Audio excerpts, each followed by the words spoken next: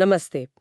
आज हम एक बहुत ही आम लेकिन मुश्किल विषय पर बात कर रहे हैं। जी। आत्म अनुशासन। हम्म। खास तौर पर भारत में इसे बनाए रखने की जो जद्दोजहद है उस पर हाँ, ये बिल्कुल सही पॉइंट है। सोचा है कभी कि क्यों अक्सर वो बड़े बड़े लक्ष्य, सुबह जल्दी उठना है, रोज कसरत करनी है, बजट बनाना है, वो बस कुछ ही दिनों में हवा हो जाते हैं। बिल्कुल, और ये सवाल शायद कई लोग के मन में आता होगा। देखिए, आत्म अनुशासन का मतलब सीधा सा है कि अपने मन की जो तुरंत वाली इच्छाएं हैं ना, हाँ। उनको थोड़ा काबू में रखना, और जो लंबे समय के फायदे हैं उनके लिए मेहनत करना। सुनने में तो बड़ा आसान लगता है। हाँ, लगता तो है, पर असलियत में, खासकर जैसा आपने कहा, हमारे माहौल में ये काफी पेचीदा हो जाता है। तो ऐसा क्या है हमारे माहौल में, मतलब ये जो चलता है वाला रवैया है, क्या वो एक वजह है? हाँ, ये एक बहुत इंटरेस्टिंग पहलू है। देखिए, एक तरफ तो हम भारतीयों की वो एडजस्ट करने की क्षमता, कमाल की है। मेहमान नवाजी, ये सब बहुत बढ़िया है। लेकिन यही चलता है वाला नजरिया जो है, हाँ। वो कभी-कभी अनुशासन के बिल्कुल खिलाफ चला जाता है। कैसे? जैसे टाइम को लेकर थोड़ी ढील देना, हाँ। है ना? प्लान का अचानक बदल जाना, हाँ। छोटी-मोटी कमियों को चलो कोई बात नहीं नजरअंदाज कर दिया। हाँ। हाँ। ये सब मिलकर क्या करते हैं कि एक तय रूटीन बनाना या उसको फॉलो करना मुश्किल कर देते हैं। और इसी से जुड़ा है शायद वो सामाजिक जिम्मेदारियों वाला मामला। बिल्कुल। परिवार, रिश्तेदार, इतने सारे त्योहार, पूजा, फिर अचानक मेहमान आ गए। हाँ। इनके बीच अपने लिए, मतलब जो अपने लिए तय किया है, उसके लिए टाइम निकालना जैसे पहाड़ चढ़ना लगता है कभी-कभी। एकदम सही कहा। और फिर ना कहना, वो कितना मुश्किल है हमारे यहाँ। हाँ, वो तो है। असभ्य माना जाता है कई बार। बिल्कुल।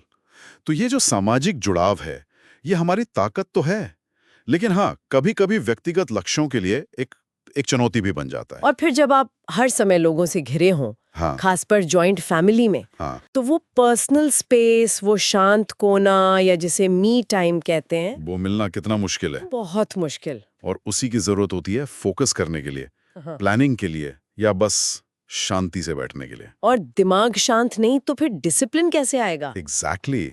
और एक और चीज है, ये जो तुरंत नतीजे पाने की आदत पड़ गई है ना आजकल। हाँ, फास्ट डिलीवरी, इंस्टेंट नूडल्स, फटाफट मनोरंजन। बिल्कुल, सब कुछ तुरंत चाहिए।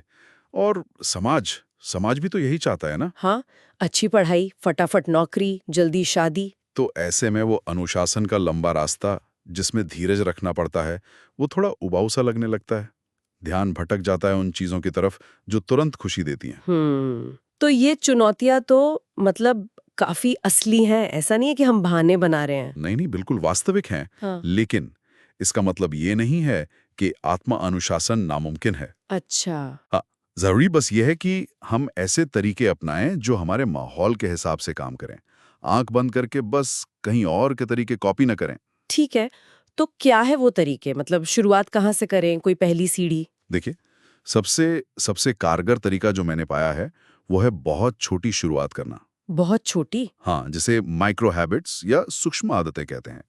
बड़े बड़े संकल्प मत लीजिए एकदम से। अच्छा। ऐसी छोटी आदत डालिए जिसे ना करना नामुमकिन सा लगे। जैसे कोई उदाहरण? जैसे मान लीजिए, सुबह उठकर सिर्फ 5 पुशअप्स। सिर्फ 5? हाँ, या नाश्ते से पहले बस 1 मिनट के लिए गहरी सांस लेना, बस 1 मिनट। ओह, मतलब इतना छोटा कि बहाना ही ना बना पाए कि टाइम नहीं है या मुश्किल है। बिल्कुल। और ये छोटी आदतें हमारे उस माहौल में फिट भी हो जाती हैं जहां कभी भी कुछ भी हो सकता है। हाँ, ये बात तो है। अच्छा, और क्या?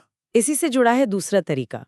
बहुत सख्त रूटीन मत बनाइए। सख्त नहीं, लेकिन रूटीन तो जरूरी है ना अनुशासन के लिए। रूटीन जरूरी है, पर सख्ती शायद हमारे माहौल में काम न करे।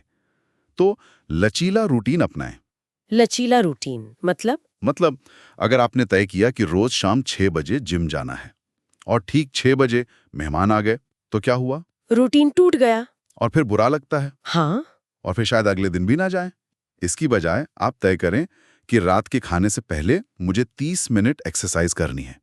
अच्छा। अब वो आप 6 बजे करें, 7 बजे करें या 7:30 बजे, टाइम में थोड़ी फ्लेक्सिबिलिटी आ गई। काम पूरा होना चाहिए, टाइम एकदम फिक्स ना हो तो भी चलेगा। बिल्कुल। लक्ष्य परफेक्शन नहीं होना चाहिए, लगातार करना होना चाहिए, कंसिस्टेंसी।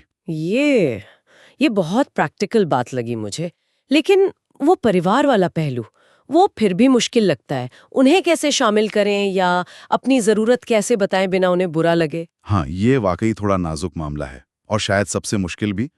पर जरूरी भी उतना ही है। तो क्या करें? देखिए, सीधे ना कहना शायद काम ना करे। उससे बेहतर है अपनी जरूरत और उसके पीछे का कारण प्यार से समझाना। जैसे आप कह सकते हैं, मुझे ना रात को सोने से पहले आधा घंटा बस शांति से पढ़ना अच्छा लगता है।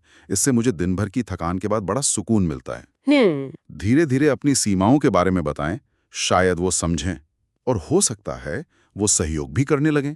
बातचीत बहुत अहम है यहाँ। और क्या हम अपनी सामाजिकता को ही अपनी ताकत नहीं बना सकते? मतलब जो एक चुनौती है उसी को? क्यों नहीं, बिल्कुल बना सकते हैं। यही चौथा तरीका है। बताइए। अकेले स्ट्रगल करने के बजाय किसी दोस्त को, भाई बहन को या ऑफिस के किसी साथी को अपना अकाउंटेबिलिटी पार्टनर बना लीजिए। अकाउंटेबिलिटी पार्टनर मतलब कोई ऐसा जिसके साथ आप अपने लक्ष्य शेयर करें और वो आपसे पूछे कि क्या हुआ उस लक्ष्य का, कहाँ तक पहुंचे। अच्छा, एक दूसरे को मोटिवेट करना और ट्रैक पे रखना। बिल्कुल।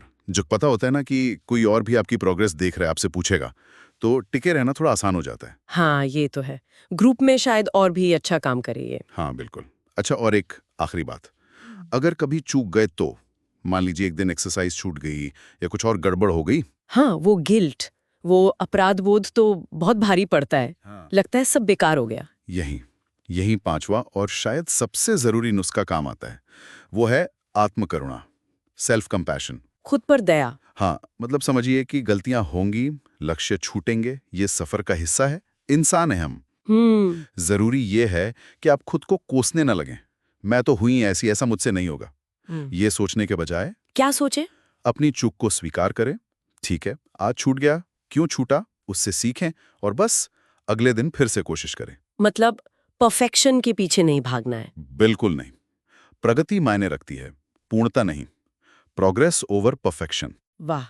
तो कुल मिलाकर अगर मैं समझी हूँ, भारत में आत्मानुशासन का रास्ता है अपनी संस्कृति और माहौल को समझना। हाँ फिर बहुत छोटे माइक्रो स्टेप्स लेना। बिल्कुल। रूटीन को सख्त नहीं, लचीला रखना। परिवार से खुलकर पर प्यार से बात करना और सीमाएं तय करना। हाँ, कोशिश करना। अपनी सामाजिकता का फायदा उठाकर अकाउंटेबिलिटी पार्टनर बनाना। एकदम सही। और सबसे जरूरी, जब फिसल जाएं तो खुद को कोसने की बजाय थोड़ी नरमी बरतना और अगले दिन फिर से शुरू करना। आपने बिल्कुल सही सार निकाला है।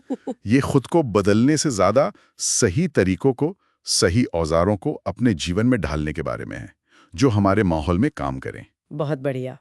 तो ये सब सुनने के बाद श्रोताओं के लिए सोचने वाली बात यह है कि वो पहली छोटी सी आदत कौन सी हो सकती है जिसे वो अपने जीवन में शामिल कर सकते हैं आज ही, और कैसे अपने माहौल की चुनौतियों को ही अपनी ताकत बना सकते हैं। इस पर जरूर विचार कीजिएगा। बिल्कुल। आज के लिए इतना ही। सुनने के लिए बहुत बहुत धन्यवाद। प्रेरित रहें। जय हिंद। जय हिंद।